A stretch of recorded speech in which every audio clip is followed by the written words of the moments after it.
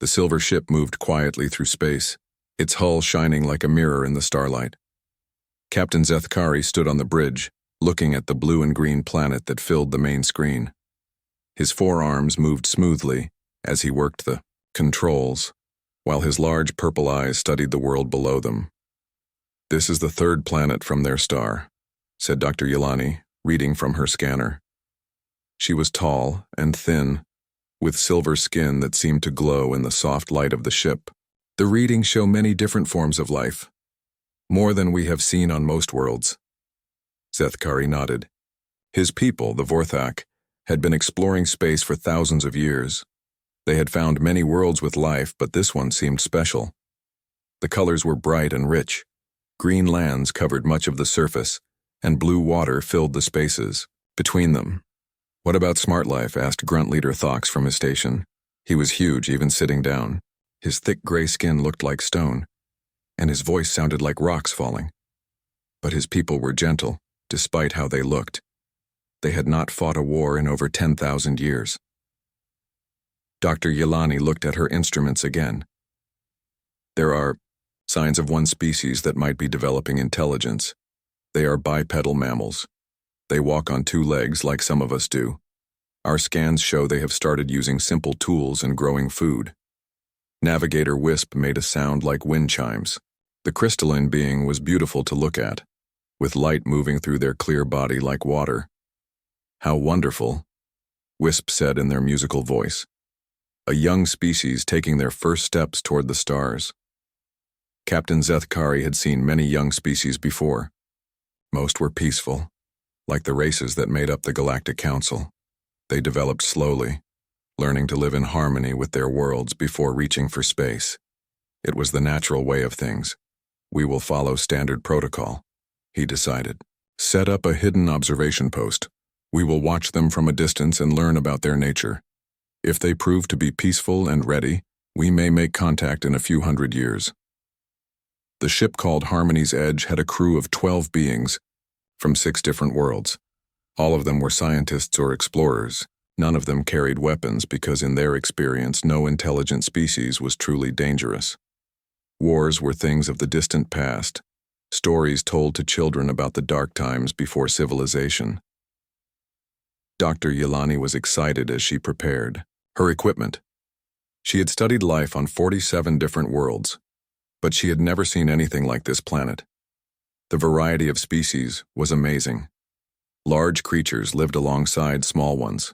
Some flew through the air while others swam in the vast oceans. "Look at this," she said, pointing to her screen. "They have predators and prey living in the same areas. Most worlds separate these roles more clearly." Thox looked over her shoulder. Despite his size, he moved quietly. His people had learned long ago that strength was best used to protect, not to harm. "That seems dangerous for the smaller creatures." "Perhaps," Dr. Yelani agreed. "But it also means they must be very adaptable to survive.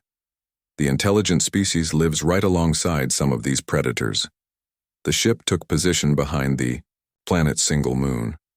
From there, they could observe without being seen. Wisp had chosen the location perfectly, using calculations that would have taken other species years to complete. On the planet's surface, the morning sun was rising over a place the humans called Colorado. Mountains reached up toward the sky, covered with green trees and white snow. It was beautiful and wild, the kind of place that most civilized species would have tamed long ago. Jake Morrison was walking along a trail, his boots making soft sounds on the dirt path. He was 32 years old with brown hair and green eyes. His job was to protect this wilderness area and help people who got lost or hurt in the mountains. He had been a park ranger for 8 years, and he loved his work. The mountains were peaceful most of the time. People came to hike and camp and see the beautiful views. Sometimes they needed help, and Jake was always ready to provide it. This morning was different, though. A woman named Lisa Banks had not returned from her hike 3 days ago.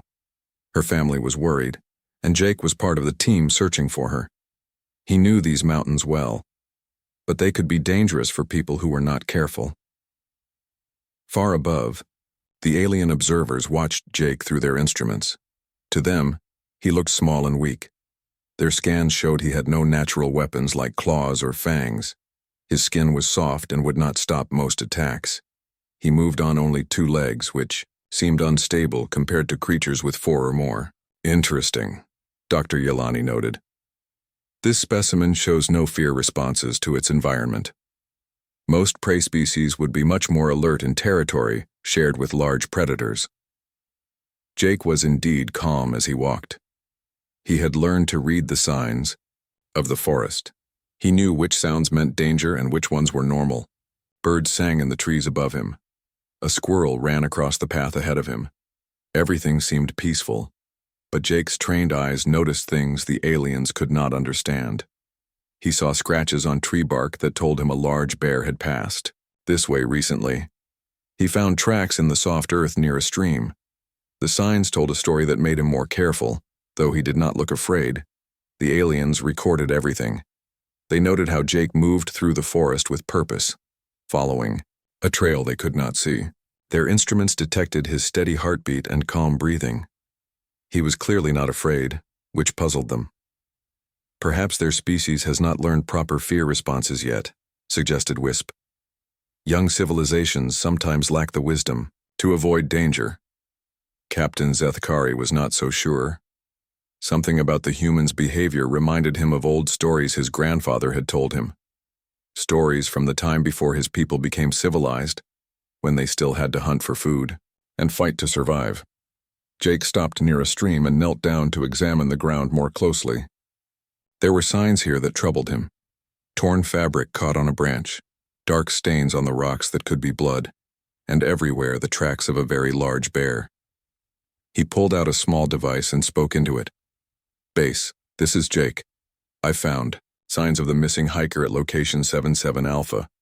Looks like there might have been an encounter with a grizzly. I'm going to follow the trail and see what I can find." The voice that answered was crackly through the static. "Copy that, Jake. Be careful out there. We've had reports of a large male grizzly in that area, probably territorial." Jake put the device away and stood up. He checked his pack to make sure he had everything he might need: water, food, first aid supplies, and emergency gear. He did not carry weapons because park rules did not allow them, and because he had always believed that understanding wildlife was better than fighting it. Above him, the aliens watched with growing interest. Their scanners had detected the large predator the human was tracking. According to their analysis, it was one of the apex predators of this world. It was 4 times the size of the human and equipped with natural weapons that could easily kill. "Surely he will turn back now," said Dr. Yelani. No intelligent species would willingly approach such a dangerous creature. But Jake did not turn back. Instead, he began following the trail deeper into the forest, moving with the same calm purpose he had shown all morning. The aliens looked at each other in confusion. Perhaps these humans were not as intelligent as they had thought. None of them understood that they were about to witness something that would change their view of intelligence, of evolution, and of what it truly meant to be human. The alien sensors picked up movement in the forest below. Dr. Yelani looked at her screen and saw a large shape moving through the trees. Her instruments told her it was massive, much bigger than the human they had been watching.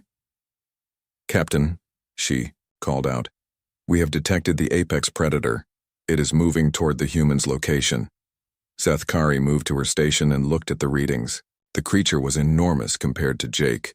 It weighed over 800 pounds and moved with the confidence of something that had never met a real threat in its territory. "What do your files tell us about this species?" he asked. Dr. Yelani pulled up the information their computers had gathered. "It is called a grizzly bear by the local humans. It is one of the most dangerous land predators on this planet. It has powerful claws, strong jaws with sharp teeth, and thick fur that protects it from most attacks." Wisp made a worried sound, like breaking glass. "The poor human creature, it has no chance against such a beast." Thox nodded his massive head.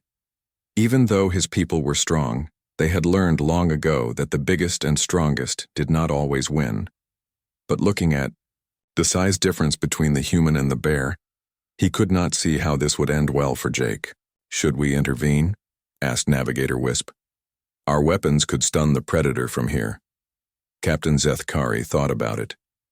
The rules were clear about not interfering with natural processes on primitive worlds. But watching an intelligent being get killed seemed wrong too.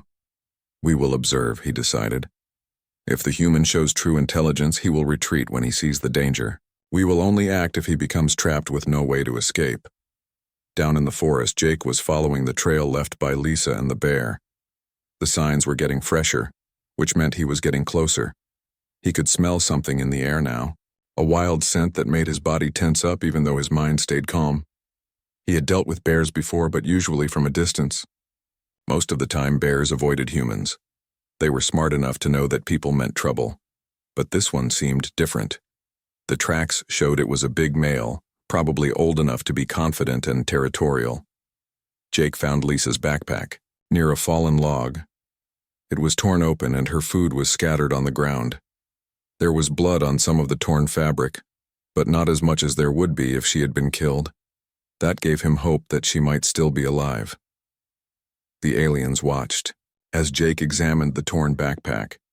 They saw him touch the blood and smell it, testing it like their own scientists might test a sample. His face showed concentration, not fear. Remarkable, Dr. Yelani said. He is gathering information about his situation. Most prey species would have fled by now. Jake stood up and looked around carefully. The trail continued deeper into the forest, following a path that led towards some rocky areas where bears sometimes made their dens. If Lisa was still alive, that was where she would be. He pulled out his radio again, but this time only static came out. The mountains blocked the signal here. He was on his own with no way to call for help. Jake put the radio away and checked his watch. It was getting late in the day. Soon it would be dark, and finding anyone in the forest at night would be almost impossible. The bear was close now. Jake could not see it yet, but he could feel it watching him. His body was responding to the danger in ways his mind barely understood. His heart was beating faster, but steadily. His breathing was deeper. His muscles felt more alert and ready to move. Above him, the alien instruments recorded these changes. Dr. Yelani was puzzled by what she saw. His stress hormones are increasing, but not in the pattern we would expect from a prey species. She reported. His body seems to be preparing for something other than flight. Thox leaned over to look at the readings. His people had been warriors once, long ago. Something about the human's reaction seemed familiar to him, though he could not quite remember what it meant. Jake heard a sound ahead of him. It was faint, but it sounded like someone calling for help. His pulse quickened, but not from fear. Lisa was alive, and she needed help. That changed everything. He moved faster now, following the sound. The trail led him to a rocky area where water had carved caves and hiding places into the hillside. The bear smell was very strong here, and Jake knew he was entering dangerous territory. Then he saw her. Lisa was in a shallow cave, barely more than a crack in the rocks. She was conscious but hurt. Her leg was bent at an odd angle, and there were scratches on her arms and face. But she was alive. Lisa, Jake called softly. It's okay. I'm here to help you. She looked up at him with relief and terror mixed together. Jake, you have to get out of here, she whispered. The bear, it's been keeping me here. It comes back every few hours to check on me. I think it's coming back soon. Jake understood immediately. The bear was not just hunting. It was storing. Food for later, the way some predators did. Lisa was being kept alive because fresh meat lasted longer than old meat. The aliens heard this conversation through their listening devices. Captain Zethkari felt sick. In all their years of exploring the galaxy, they had never encountered a predator that kept its prey alive like this. Most species killed quickly and cleanly.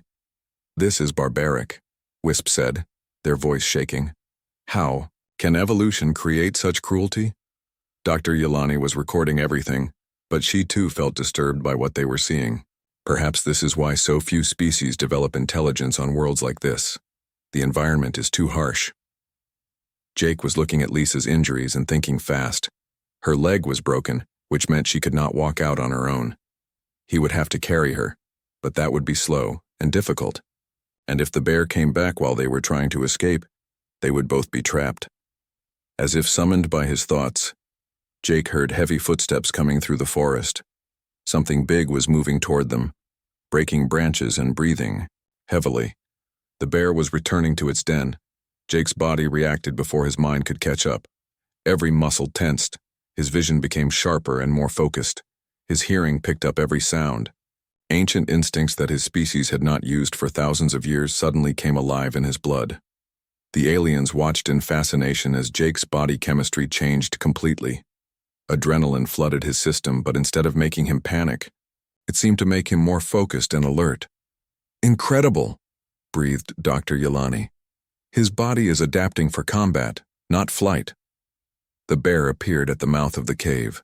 It was even bigger than Jake had expected, a massive wall of brown fur and muscle that filled the opening.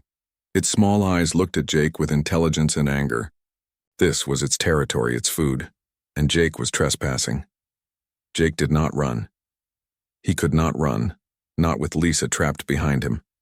But even if he could have escaped, something deep in his human nature would not let him abandon someone who needed help. He stepped forward, putting himself between Lisa and the bear. The aliens watched in complete silence as the human, barely 1/4 the size of the predator, prepared to fight for the life of another member of his species. None of them had ever seen anything like it. In their peaceful worlds, such situations simply did not exist. The bear reared up on its hind legs, showing its full height of nearly 9 feet. It opened its mouth and roared, a sound that echoed off the rocks and filled the forest with warning. It was giving Jake one last chance to run away. Jake did not move backward. Instead, he looked up at the massive creature and did something that would haunt the alien's dreams for years to come. He stepped forward to meet it. The bear dropped down to all 4 legs and stared at Jake.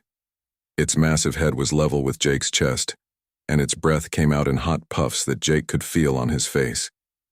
The creature was so close that Jake could see every detail of its face. The small, intelligent eyes, the wet black nose, the teeth that were longer than his fingers. On the alien ship, every crew member was watching the screens.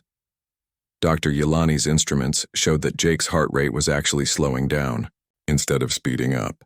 This made no sense to her. Every prey species she had ever studied showed the opposite reaction when facing a predator. "His body chemistry is doing something impossible," she reported to Captain Zethkari. "The stress hormones are there, but they are not causing panic. Instead, they seem to be making him more focused." Thox was staring at the screen with recognition growing in his ancient eyes. Deep in his racial memory, something was stirring. His people had been like this once, long ago before they became civilized and peaceful. "I know what this is," he said quietly. "My people have stories about the old times. This human is not prey at all. He is a predator preparing to fight." The other aliens looked at him in shock. Wisp made a sound like shattering crystal. "But that is impossible. Predators do not develop intelligence. They do not need to think, when they can simply hunt and kill." Jake could feel the bear's eyes studying him, trying to understand why this small creature was not running away. Bears were smart animals. They could solve problems and remember things. This bear had probably never met a human who stood his ground before. Lisa was pressed against the back wall of the cave, too frightened to make a sound. She had watched this bear for 3 days, seen how it moved and hunted. She knew how powerful it was. Jake looked so small standing in front of it. The bear made a decision. It charged. 800 pounds of muscle and fury came rushing toward Jake like a brown avalanche. The ground shook under the bear's massive paws. Its claws, each as long as Jake's thumb, were extended and ready to tear. Most people would have frozen in terror. A few might have tried to run, though running from a charging grizzly was hopeless. The bear could run faster than any human, and its claws could bring down a running elk. Jake did neither. Instead, he did something that no prey species in the galaxy had ever done when faced with a much larger predator. He stepped forward to meet the charge. The collision was tremendous.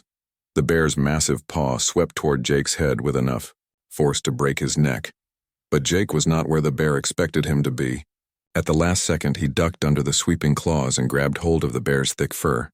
The aliens watched in stunned amazement as Jake's hands locked onto the bear with a grip that seemed impossible for such a small creature. His fingers, evolved over millions of years to make tools and climb trees, now served a different purpose. They held on with the strength of desperation and the skill of a species that had once hunted creatures much larger than themselves. The bear tried to bite Jake, but the human was too close to its body. The bear's own size worked against it now. Its teeth snapped at empty air while Jake held on and looked for his chance. "This is not possible," Dr. Yelani whispered. "The size difference is too great. The human should have been killed in the first seconds." But Jake was not just holding on. He was thinking, even while fighting for his life. His brain, evolved to solve problems and adapt to new situations, was working at full speed. He could feel the bear's movements, learn its patterns, find its weaknesses. The bear reared up on its hind legs again, trying to shake Jake off. But this gave Jake the chance he needed. His hands found the bear's throat, and he squeezed with every bit of strength in his human body. Humans were not strong compared to bears, but they were strong in ways that other species were not. Their hands could grip and hold for long periods. Their bodies could endure stress and pain that would stop other creatures, and their minds could find ways to use their strength more effectively than simple force. Jake's thumb found a pressure point in the bear's neck. He had learned about this in his ranger training, but he had never thought he would need to use it on a living animal. He pressed hard, cutting off some of the blood flow to the bear's brain. The bear stumbled, confused by the sudden dizziness. It tried to grab Jake with its claws, but its movements were becoming slower and less coordinated. Thox was standing up now, his massive hands pressed against the viewing screen. "I remember now," he said in a voice full of wonder and fear. "The old stories about my people's ancestors. They tell of beings who were both predator and prey, creatures who used their minds to hunt things much larger than themselves." Captain Zethkari felt a chill run through his forearms. "Are you saying that humans are evolved predators?" "Not just predators," Thox replied. "Something worse. They are persistence hunters. They do not kill quickly like other predators.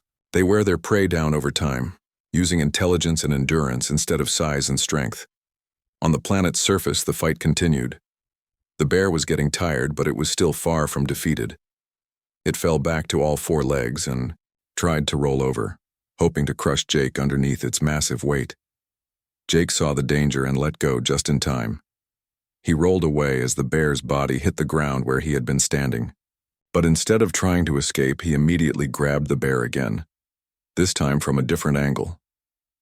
The aliens were recording everything, but they were no longer thinking like scientists. They were watching something that challenged everything. They thought they knew about intelligence and evolution. Jake's face showed a concentration that was almost frightening. There was no anger there, no wild emotion, just a cold, calculating focus that reminded Thox of his people's most ancient and terrible legends. The bear was breathing hard now, and foam was coming from its mouth. It had never been in a fight that lasted this long. Most of its battles ended in seconds, with the other animal either running away or being quickly killed. But Jake showed no signs of giving up. His clothes were torn and he was bleeding from several cuts, but his grip on the bear never loosened. His human endurance, evolved from chasing prey across the African plains for hours at a time, was serving him well now. Lisa watched from the cave in amazement and horror. She had known Jake for years, had worked with him, had even dated him briefly. But she had never seen this side of him before. This was not the gentle, nature-loving park ranger she knew. This was something much older and more dangerous. The bear tried one more desperate attack. It swung its massive head around, trying to bite Jake's arm. But Jake was ready for this too. He moved his arm just enough to avoid the teeth, then used the bear's own movement to twist its head at an uncomfortable angle. The pressure on the bear's neck increased. Its breathing became labored and its movements became weaker. For the first time in its life, the great predator was experiencing what it felt like to be prey. Dr. Yelani's instruments were showing readings she had never seen before. The human's body was performing at levels that should have been impossible. His muscles were working at peak efficiency, His nervous system was operating faster than normal, and his pain responses had almost completely shut down. His entire physiology is designed for this, she said in amazement. He is not just surviving this encounter. His body is built to excel at it. The bear's struggles were getting weaker. Its eyes were starting to lose focus, and its breathing was becoming shallow. Jake could feel the great creature's strength leaving it, but he did not let go. He could not afford to let go. If the bear recovered, it would kill both him and Lisa. The aliens watched in silence as one of the galaxy's most peaceful assumptions was shattered before their eyes. Intelligence and violence were not opposites. Sometimes they were partners. The fight had been going on for 15 minutes now. To the aliens watching from space, it seemed impossible that any creature could maintain such intense combat for so long. In their experience, predator encounters lasted seconds, not minutes. Jake's shirt was completely torn away and scratches covered his arms and chest. Blood ran down his face from a cut above his eye, but his grip on the bear never weakened. His breathing was steady and controlled, like a machine that would never break down. The bear was massive and powerful, but it had never faced anything like this before. Every animal it had ever fought either ran away quickly or died quickly. This small human creature seemed to have endless energy and an iron will that would not break. Dr. Yelani was checking her instruments again and again, unable to believe what they were telling her. Captain, the human's body is doing things that should not be possible. His muscle efficiency is increasing during the fight, not decreasing. It is as if his body is learning how to fight better as the combat continues. Captain Zethkari felt fear growing in his chest. In all his years of space exploration, he had never encountered a species like this. What kind of evolution creates such creatures? Thox knew the answer, though it frightened him to say it. The kind that happens on worlds where intelligence must combine with violence to survive. My people have legends about such beings. We called them the Endless Hunters. Navigator Wisp was trembling, their crystalline body flickering with distressed light patterns. But how can intelligence develop in such brutal conditions? Peaceful cooperation is what allows minds to grow and learn. Not always, Thox replied, grimly. Sometimes intelligence grows because it must. When a species faces constant danger, thinking becomes a weapon just like claws or teeth. The bear tried a new tactic. It suddenly dropped and rolled toward a large rock, hoping to pin Jake against it and crush him. But Jake saw the movement coming and adapted instantly. He used the bear's own momentum to spin around its massive body, ending up on the creature's back. From this position, Jake could apply pressure to the bear's neck more effectively, his arms wrapped around the thick throat and his legs locked around the bear's middle. The position looked almost like he was riding the giant creature, except this was a deadly embrace. The bear tried everything it could think of. It rolled, on the ground trying to crush Jake beneath its weight. It ran backward toward trees, hoping to scrape him off. It threw itself against rocks and rolled in the dirt. But Jake held on through all of it, his grip never loosening, his focus never wavering. Lisa watched from the cave in amazement. She had seen nature documentaries about predators, but she had never imagined that a human could fight like this. Jake looked like he had been born for this kind of combat, as if every muscle in his body knew exactly what to do. The aliens were beginning to understand something terrible. This was not a desperate fight for survival. This was a human doing what humans were designed to do. Jake was not lucky or unusually strong. He was simply being human in a way that the peaceful galaxy had never seen before. Look at his face, Dr. Yelani whispered. There is no fear there, no anger, no desperation. He is calm. It was true. Even while fighting for his life against a creature 4 times his size, Jake's expression was focused and controlled. He was solving a problem, the same way he might fix a broken trail marker or help a lost hiker. The fact that the problem involved life and death seemed to make no difference to him. The bear's breathing was becoming more labored. Foam was coming from its mouth, and its movements were getting slower and more unsteady. The great predator was experiencing something it had never felt before, the fear of losing. Jake could sense the change in the bear's movements. His human intuition, developed over millions of years of reading the behavior of other animals, told him that the fight was approaching its end. But he did not relax or ease his grip. He had learned from his ancestors that the most dangerous moment in any hunt was when the prey became desperate. The bear made one final, tremendous effort. It reared up on its hind legs again, reaching a height of nearly 10 feet, and threw itself backward with all its remaining strength. If Jake could not get clear in time, he would be crushed beneath 800 pounds of falling bear. But Jake was ready for this too. At the last possible second, he shifted his weight and used the bear's own movement to throw himself clear. He landed hard on the rocky ground, rolled once, and immediately sprang back to his feet. The bear hit the ground with a tremendous crash that shook the rocks around the cave. It tried to get up, but its legs would not support its weight anymore. The long fight had drained its strength, and the constant pressure on its neck had affected its balance and coordination. Jake stood over the fallen bear, breathing hard, but still alert. The creature was not dead, but it was no longer a threat.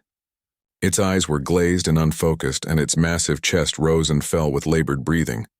For a moment, Jake just stood there, looking down at the defeated predator. Then something remarkable happened. Instead of delivering a killing blow, Jake stepped back and waited. The aliens watched in confusion as Jake made no move to finish off his opponent. In every predator encounter they had ever observed, the winner always killed the loser immediately. "Why does he not complete the kill?" asked Wisp in bewilderment.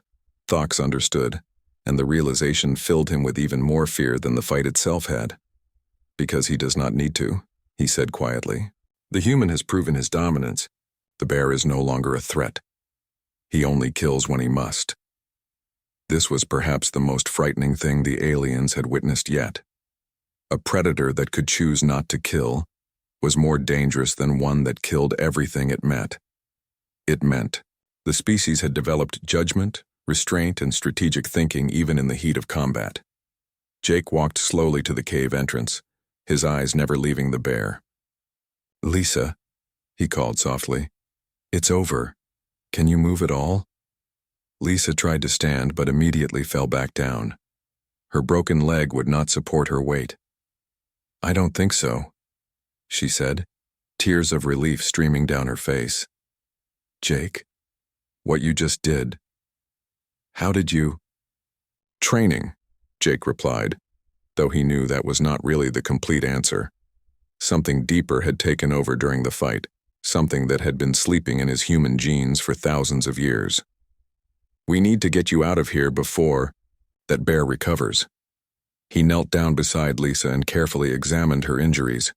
The broken leg was bad, but not life-threatening.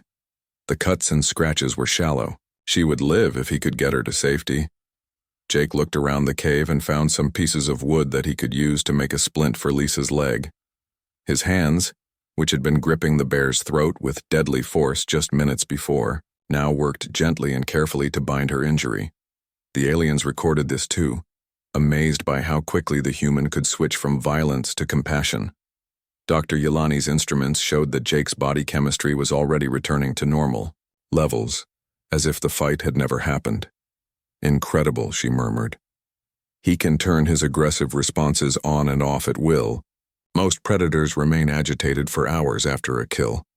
Jake finished securing the splint and carefully lifted Lisa in his arms. She was not heavy, but carrying her out of the forest would be difficult and slow. He would have to be very careful, not to hurt her injured leg. As he walked out of the cave, Jake glanced back at the bear one more time. The great creature was still breathing, still alive. In a few hours, it would recover enough to walk away. It would remember this encounter for the rest of its life, and it would never again assume that humans were easy prey. The aliens watched Jake carry Lisa into the forest, moving with the same calm efficiency he had shown before the fight. To them, it seemed impossible that this gentle, caring creature was the same being who had just defeated one of the planet's apex predators with his bare hands. But that, they were beginning to realize, was exactly what made humans so terrifying. They could be both predator and protector, violent and gentle depending on what the situation required. They were not locked into a single way of being like every other species the aliens had encountered. They were adaptable in ways that the galaxy had never seen before. Jake carried Lisa through the forest with careful, steady steps. Even though he was tired from the fight, he moved like he could walk for hours more if needed. His breathing was calm, and his pace never changed, no matter how difficult the trail became. The aliens followed his progress through their sensors, still trying to understand what they had witnessed. Dr. Yelani's hands shook as she reviewed the recordings of the fight. Every time she watched Jake defeat the massive bear, it seemed more impossible than before. "I have studied 47 different worlds," she said to Captain Zethkari. "I have seen predators and prey in every form imaginable. But I have never seen anything like what that human just did." Captain Zethkari was quiet for a long moment, thinking about what this meant for the galaxy. His people had been exploring space for thousands of years, always finding species that were basically peaceful. Even the few aggressive races they had met were simple in their violence. They fought with teeth and claws and basic weapons. They did not think and plan while they fought. "What kind of species evolves intelligence and predatory instincts together?" he asked. Thox knew the answer, and it frightened him more than anything he had ever encountered.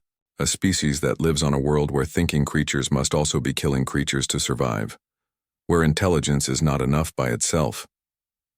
Navigator Wisp was still trembling from what they had seen. Their people had never known violence of any kind. They solved problems through cooperation and careful thought. The idea of using intelligence to become better at fighting was completely alien to them. "How can such beings ever become civilized?" Wisp asked. "How can they live in peace with others when violence is so natural to them?" It was a good question, and none of the aliens had an answer. Jake reached a clearing where his radio could work again. He gently set Lisa down against a tree and called for help. His voice was calm and professional as he gave his location and described Lisa's injuries. He sounded exactly like the peaceful park ranger they had first observed, not like someone who had just fought a grizzly bear with his bare hands. "Rescue helicopter is on the way," he told Lisa after ending the radio call. "They'll have you at the hospital in an hour." Lisa looked up at him with wonder and gratitude. "Jake, what you did back there, I've never seen anything like it. How did you know how to fight like that?" Jake sat down beside her and thought about her question. He was not sure himself how he had known what to do. The techniques had seemed to come from somewhere deep inside him, like memories from a dream. "I guess it's just something humans can do when we have to," he said finally. "When someone we care about is in danger, we find ways to protect them." The aliens recorded this conversation, and Dr. Yelani felt a chill run through her body. The human was talking about violence like it was a normal part of caring for others. To him, fighting and protecting were the same thing.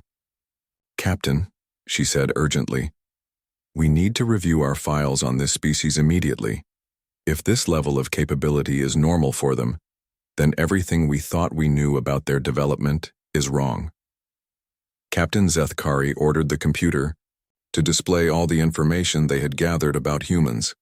The data showed a species that had been fighting and hunting throughout their entire evolutionary history.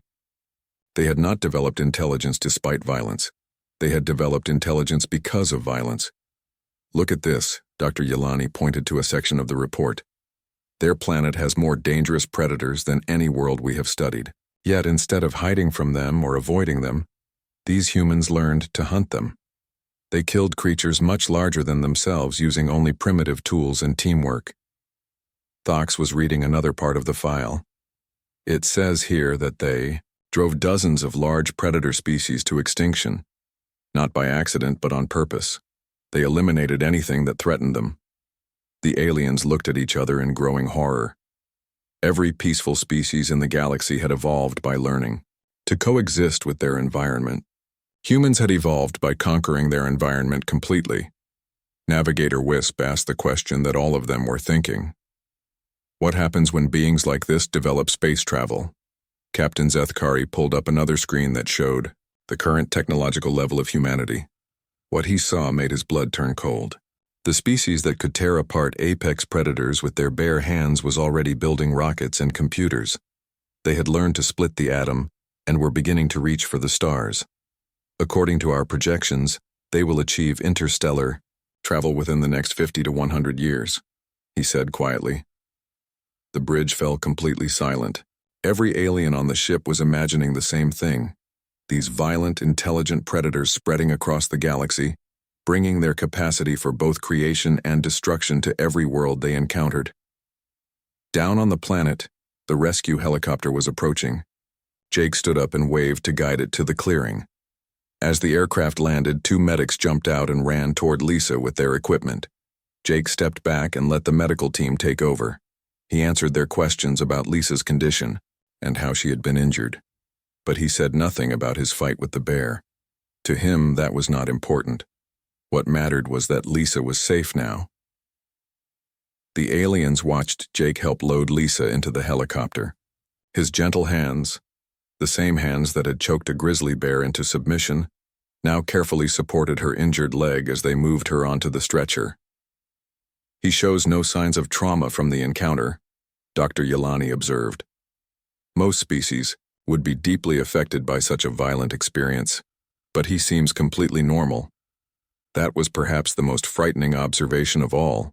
The human had switched from deadly combat to gentle rescue without any difficulty. Violence and compassion seemed to exist side by side in his nature, neither one interfering with the other. The helicopter took off, carrying Lisa to safety. Jake watched it disappear over the mountains, then picked up his pack and began walking, back toward the ranger station. His job was done, and he showed no signs of the epic battle he had just fought. Captain Zethkari made a decision that would change the course of galactic history. Prepare an emergency message to the Galactic Council, he ordered. Priority level Alpha. Dr. Yelani looked up in surprise. Priority level Alpha was reserved for threats to galactic civilization itself. It had never been used in over 3,000 years of space exploration. Sir, are you certain? She asked. I am certain, Zethkari replied grimly. We have discovered a species unlike anything in our records. They combine intelligence with predatory instincts in ways that should be impossible. They are capable of extreme violence and extreme compassion often at the same time, and they will have interstellar travel within decades. He paused, thinking about the gentle way Jake had cared for Lisa and the terrible efficiency with which he had defeated the bear. We recommend immediate quarantine of their solar system, he continued. Under no circumstances should this species be approached using standard first contact protocols. They are not like any other intelligent life we have encountered. They are predators who learn to think, not thinkers who learn to cooperate. The message was transmitted to the Galactic Council within hours. It contained video recordings of Jake's fight with the bear, detailed analysis of human evolution and capability, and projections of what humanity might become once they reached the stars. The response came back 3 days later. Quarantine approved. Monitor from maximum safe distance. Do not approach under any circumstances until further notice. The Harmony's Edge moved to the edge of the solar system and established a permanent observation post. They would watch humanity develop and grow, always wondering whether these strange, violent, compassionate beings would become the galaxy's greatest protectors or its most dangerous threat. On Earth, Jake Morrison returned to his normal duties as a park ranger. He never spoke about his fight with the bear, and most people never learned what had really happened in those mountains. To them, he was just a quiet, helpful man who loved nature and cared about keeping people safe. But far above, the aliens continued to watch and wait, knowing that they had witnessed something that would change the galaxy forever. Humanity was coming to the stars, and nothing would ever be the same again. The galaxy had always been a peaceful place. Soon it would learn what peace really meant when it was protected by creatures who could choose between violence and mercy, and who were very, very good at both.